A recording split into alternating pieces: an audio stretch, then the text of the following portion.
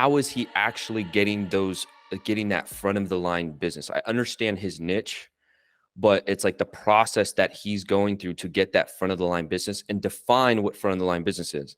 Because I 100% agree with him where he's like, I don't want to talk to anybody else. I want to start with people who want to buy and sell right now, today. In the real estate agent's mind, they start to think that.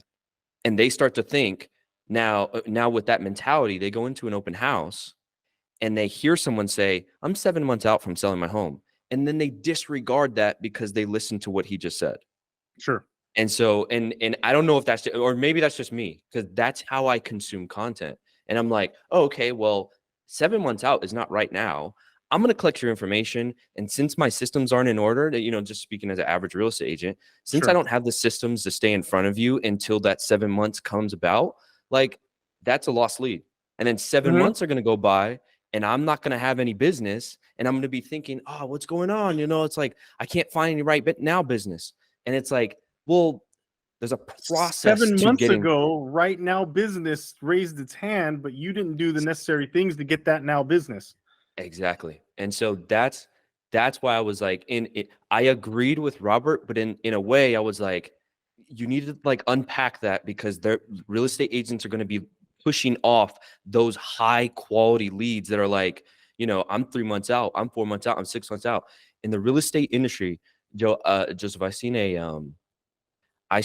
a what's it called? A stat that Boomtown put out not too long ago. I believe it was 2020. They put this out.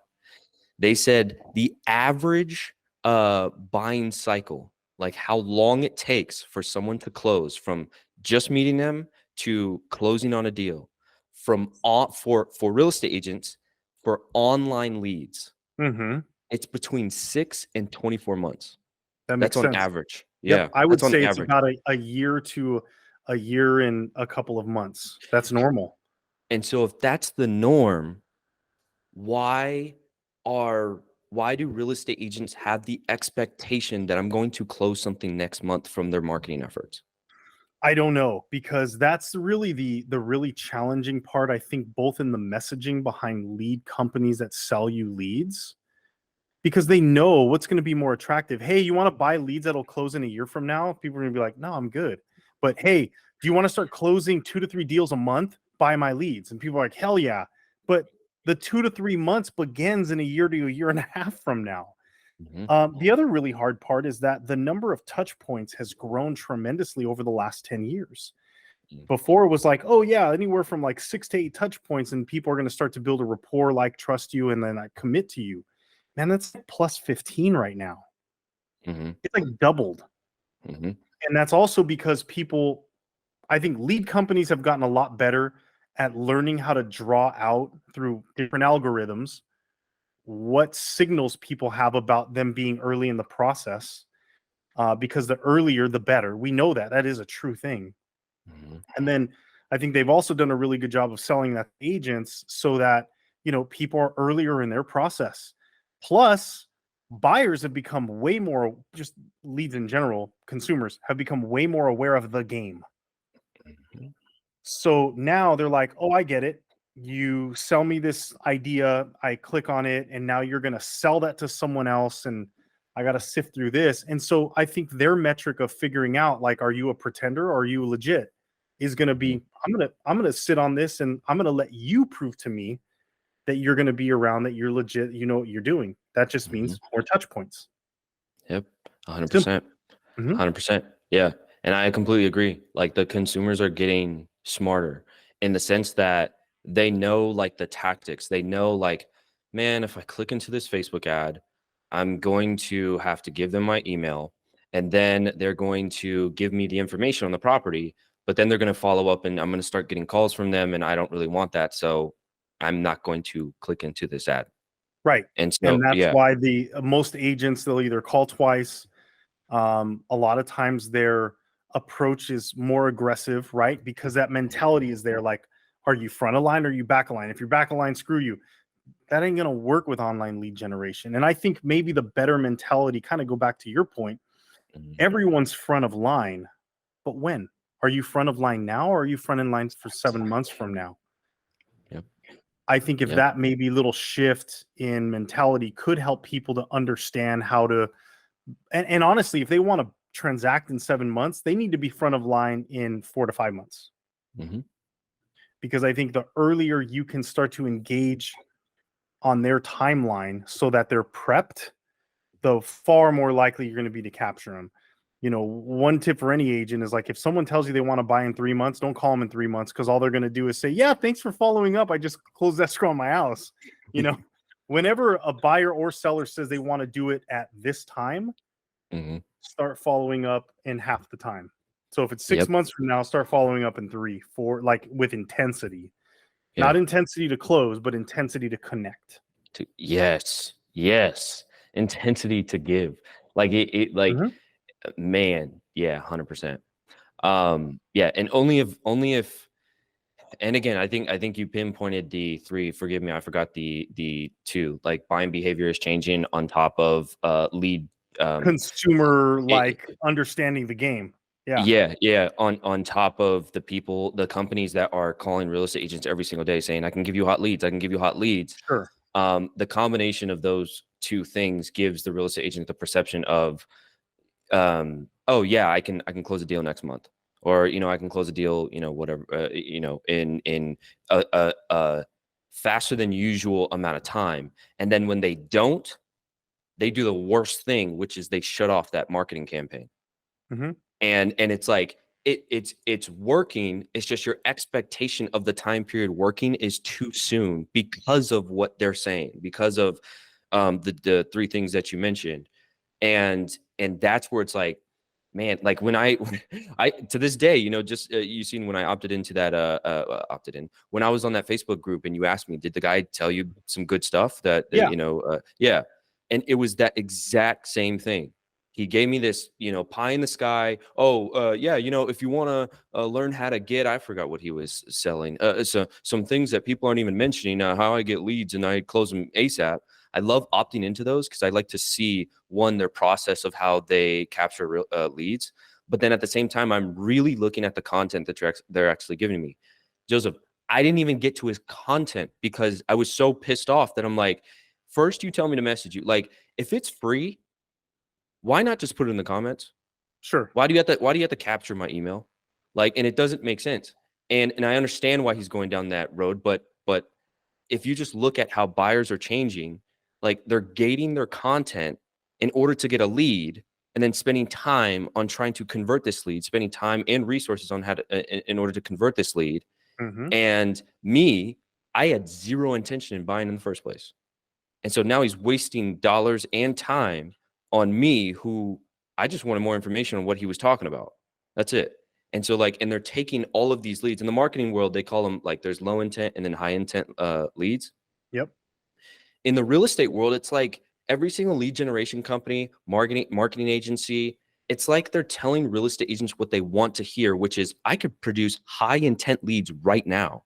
Yeah. But then when they get introduced to the game, again, they set that expectation and they're not meeting that expectation. And don't get me wrong, like for the agents that are staying with the lead generation companies that understand, they're like, no, I was speaking to a broker in Washington, and he was like, anytime I start a marketing campaign, I wait 9 to 12 months. And he's like, Makes that's how I sense. know if it's, yeah, that's how I know if it's going to work or not. And I think that's how agents should budget for those approaches, is like, Hmm. because so many times we're like, okay, I'm going to try this for 2 or 3 months. Hmm. Budget for the 9 months. Yeah. Otherwise, you're just throwing 3 months of that money away. You really are. Hmm. Yep. Budget for the Yep. 9 months, and then have a plan based on that timeline. What are you going to do Yeah. to engage for that amount of time? It's not simple and easy, but there are ways to do a lot of automation so you're getting those touch points. I tell agents all the time, like on an email drip campaign, yes, your content better be good, but have zero expectation that many people are going to open that email. The Hmm. goal of that email is for them to go, oh, Joseph Limo, delete. As Hmm. long as my face or name came up and it was a reminder, and then I win. Now, Hmm. if they click on it and open it and want to read it, it better be good, engaging content. Yep. But the win was, oh, there's Joseph, delete. Perfect. Hmm. That's all I needed it to Yeah. do. Yeah. And if it's valuable, engaging content, because this is, I mean, because I don't know about you, but the companies that I actually do opt into for like whatever it is, whether it's a newsletter or whatever, those I'm not deleting it. I'm reading it first, and I'm like, what do they have? And if it's anything that I'm working on right now, anything that's relevant to me in my journey right now, I am going to skim through it and be like, oh, okay, no, now delete. And Mm-hmm. so, and I feel like that's when you have like a value, when you have like value driven content like that, where it's like, I'm going to provide value first and as much value as I can. And I feel like that's the effect that you get instead of, oh, it's just Joseph. All right, delete. It's now like, oh, it's Joseph. He usually sends me some good stuff. What's in here? Okay. Da, da, da, da, da, da, da. Oh, okay, cool. All right, cool. Delete. And Yep. so, yeah. And so, That's the funnel. That's the new funnel. You're drawing them in with every time they engage and they find that there is value and that there is something that speaks to them on a deeper level. You're mhm, just drawing them in. That's the game now. Long yeah, gone are the days of like, want your home value? Click here. Oh, hey, I'm calling to list your house. Like that. That was a very short-lived and a long time ago strategy. mhm, Now there's so much more that needs to be given, delivered, and mhm, so that way you can allow the consumer on their timeline come to you.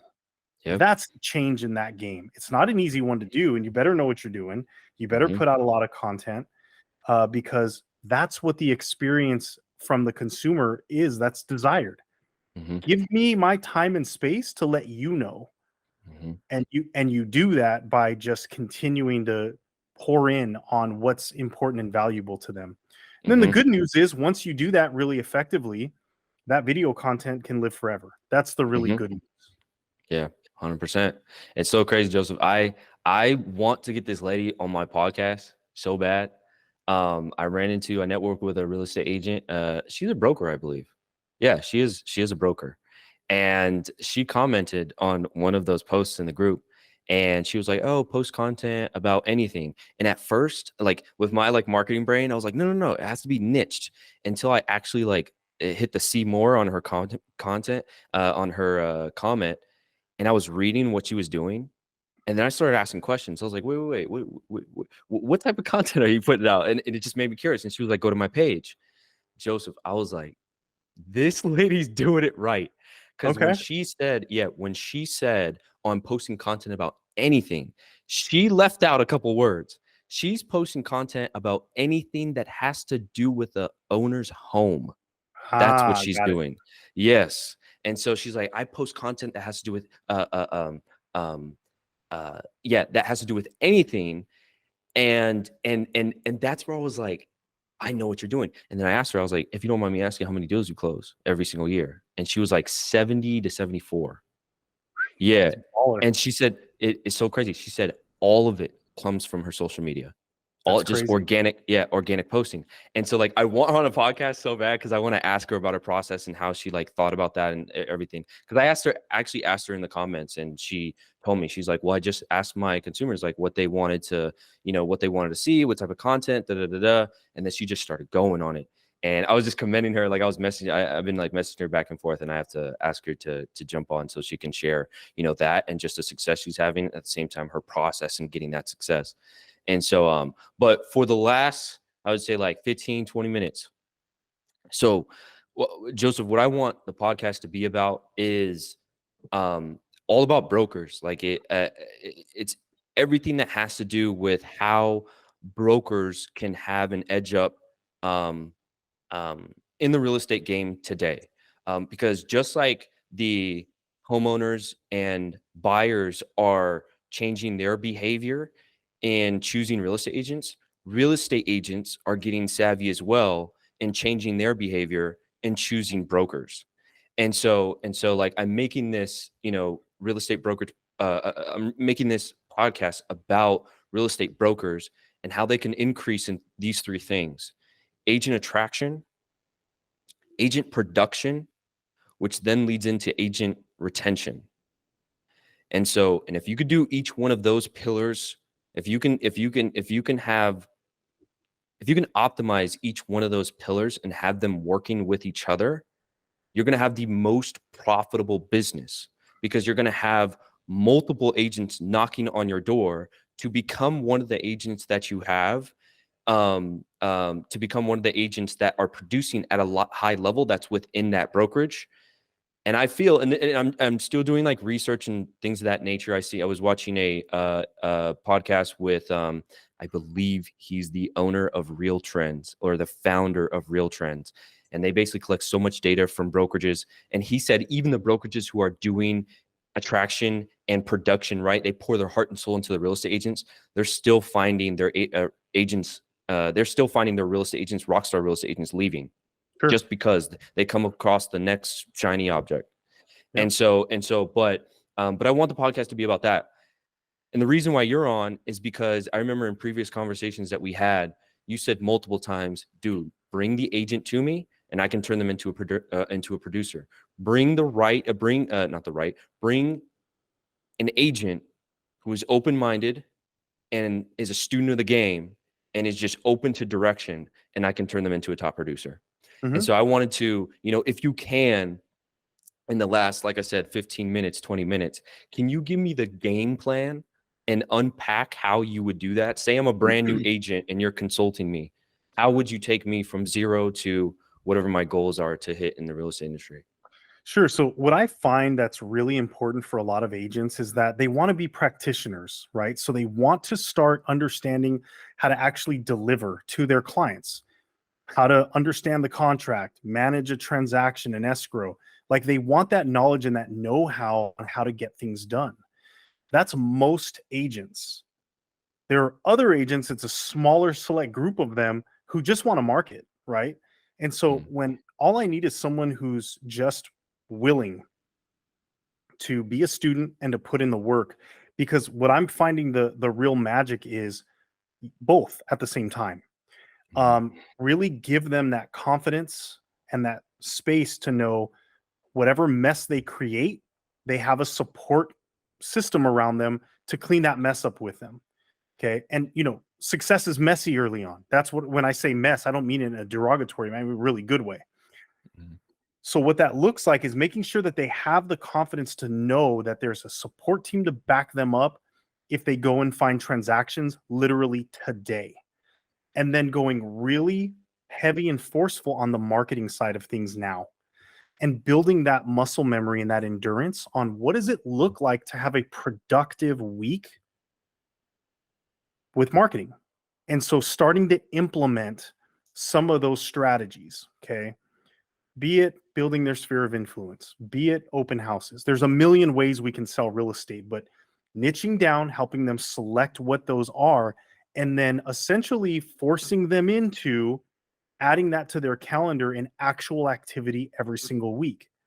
So the reason why I like to start with that immediately is because if they start focusing on the um, practitioner side, that gets very deep and very broad. And so some mm, people get very stuck in that. A lot of agents have. And over years of their career, there are agents who are amazing practitioners and do very little transactional volume because they never built the muscle memory around the marketing side of it to begin with. So they never mm, knew how to get new clients. But I'll tell you what, they get one, they're really, really solid agents. Then there's the other side of the coin. There are agents out there who unfortunately didn't care to learn the practitioner side of things. They're great marketers, but what they tend to run into in their career is they have to keep going after new business nonstop because unfortunately they're not delivering an experience that's going to start building the momentum of a repeat and referral business. So these two types of agents start to separate in that way. The really, really good practitioners, they'll get repeat and referral business, but their engine, their ball of momentum is not big enough to create like that really advantageous business over time. And the other agents have to keep grinding because they're only good as their last deal because they're not delivering on an experience. They just don't know how or don't have the interest to. mhm, The really rock star agents that we see in our industry are the ones who are able to do both. Okay. They mm, have built that great marketing engine and they've created an experience that people want to come back to, that they have those raving fans. Okay. So their engine or their ball of momentum just keeps growing to the point where their marketing engine starts to help other agents grow in production because they're only capable of handling all the repeat and referral business, which is beautiful and magic, right? mm, Because like these people already know, trust, like it's laid down, it's easy, it's fun, it's exciting. The marketing engine is continuing to grow that organic new production, but that's being fed to other people. So when I get my hands on a brand new agent or an agent who's willing to learn and wants to go through this process, settle down and trust that I've got your back on being able to deliver. Let's really focus in on how to have productive weeks every single week. And during that time, because I have a program where it's 20 weeks, right? But after about the first 5 weeks, now we're really starting to hone in on all the specific details of building that practitioner side of them. But I'm really cognizant, I'd love for them to have gotten a new transaction because we're doing the right things marketing wise.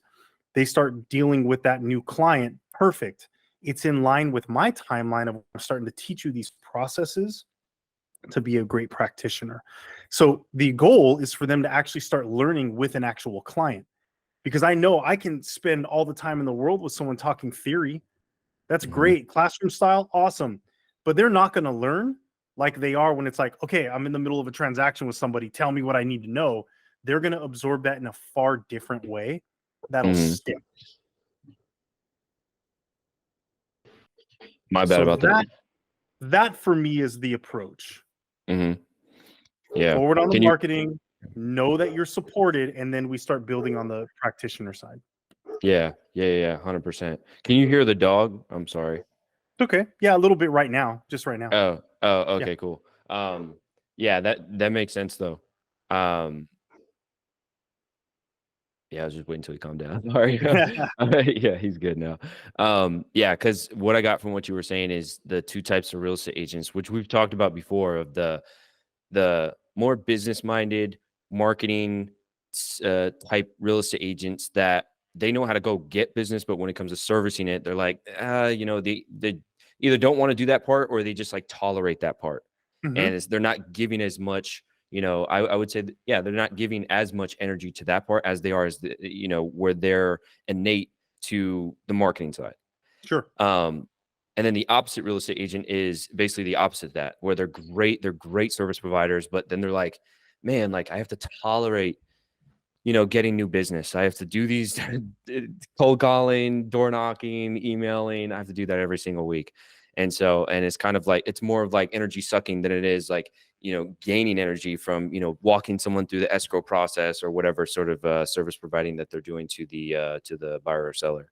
And then so once you identify which real estate agent they are, having the support. So from a broker's perspective, like yourself taking this new agent, you've identified what type of real estate agent that you are, that they are.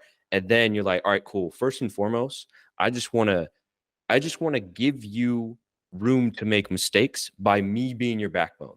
Bingo. And it's like, lean on me anytime you have a business problem, anytime you have any sort of business problem at all, a salesperson's problem, like anytime you have any sort of problem, just know that I'm a call away, or we can get on we have office hours or whatever it may be.